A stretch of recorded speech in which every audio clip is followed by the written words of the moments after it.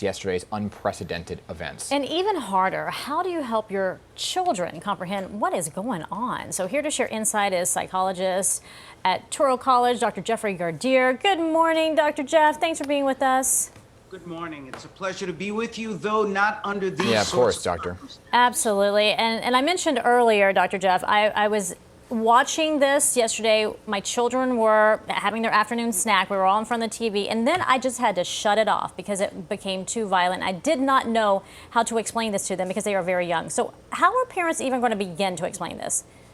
Well, I like what you did when you said that you had to really turn off the source of that information that was coming in, because sometimes that can be overwhelming to us as adults, but also overwhelming to our children because they may not have a voice to be able to explain what's going on. So when they do watch, it's important that they watch with an adult. But the other thing is, listen to what it is that they want to know. Meet them where they are. Answer their questions and be honest about it. But we also have to be role models. It's the tone that we set. I know I was extremely upset on this assault to democracy, but yet at the same time, I had to compose myself because I knew the way that I handled it, the empowerment that I had, the positive mental attitude.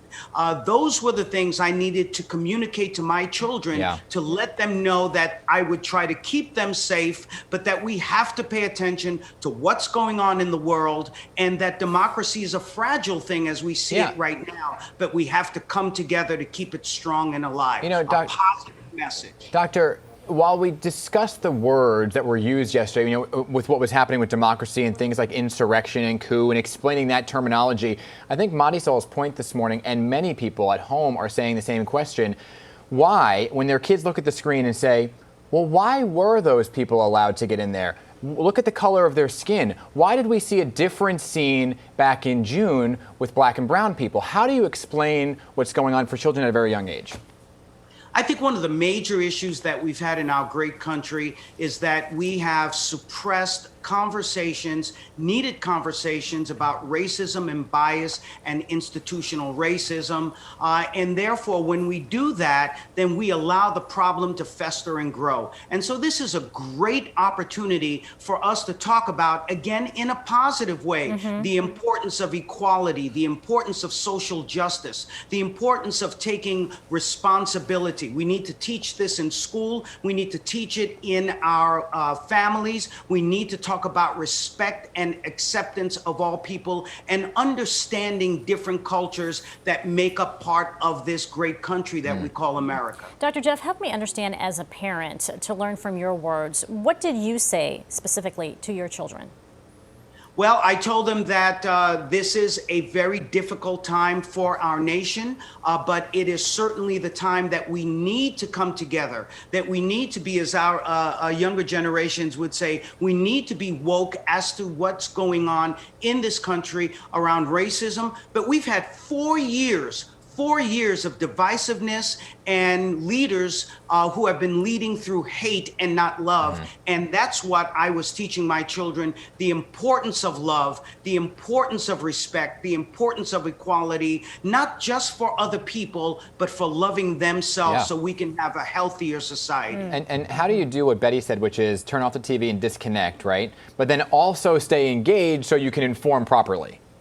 And this is why I think it's important that we take everything in a certain amount of dosage. We get the information that we need. We have the conversations that we need. Then we go on to something else and look at how we enhance the educational and learning opportunities for our children around civics and around society and what's important with regard to respect. Are there some activities that we should be doing to help engage and provide us with some kind of mental stability during a time of such uncertainty? Because we really don't know how we're going to fix this. We don't know the path forward just yet. It's still very new and raw.